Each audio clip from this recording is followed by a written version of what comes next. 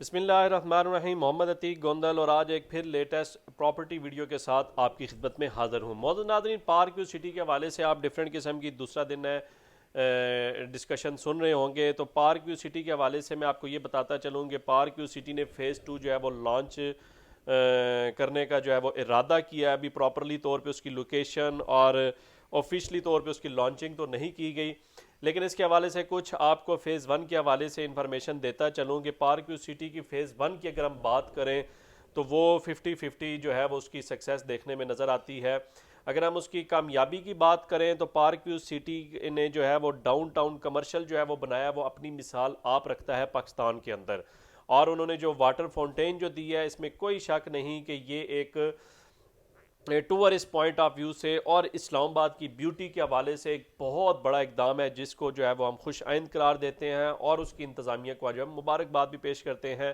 لیکن اگر ہم اس کی الاٹیز کی بات کریں تو وہ کافی سارے الاٹیز جو ہیں وہ مایوس نظر آتے ہیں۔ اس کی ریزن یہ ہے کہ ایک تو یہ ہے کہ بر وقت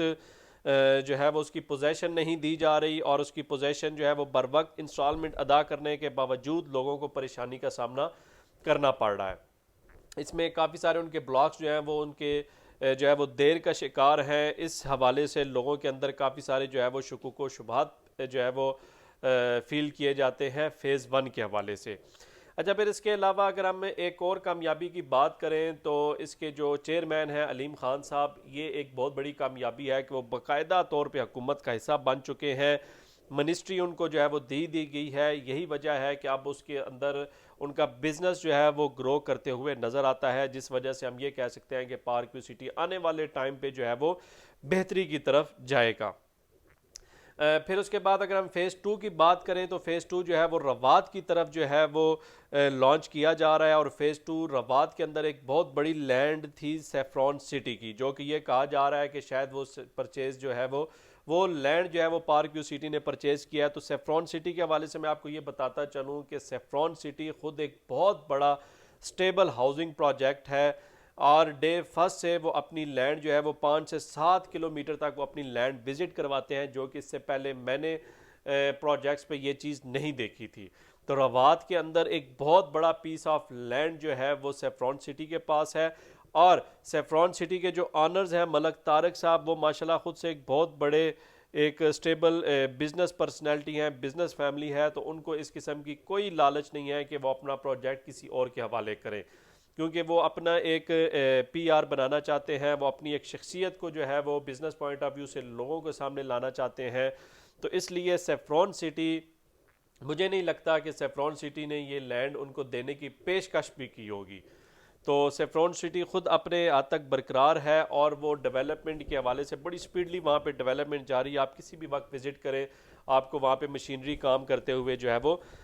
نظر آئے گی۔ اب اگر ہم پارک ویو سٹی فیز 2 کی پرائسز کی بات کریں تو یہ بڑا ہی جو ہے وہ ایک چونکا دینے والا ایک پوائنٹ ہے کہ اس پرائسز میں پارک ویو سٹی کسی طور پہ جو ہے وہ کامیاب نہیں ہو سکتا۔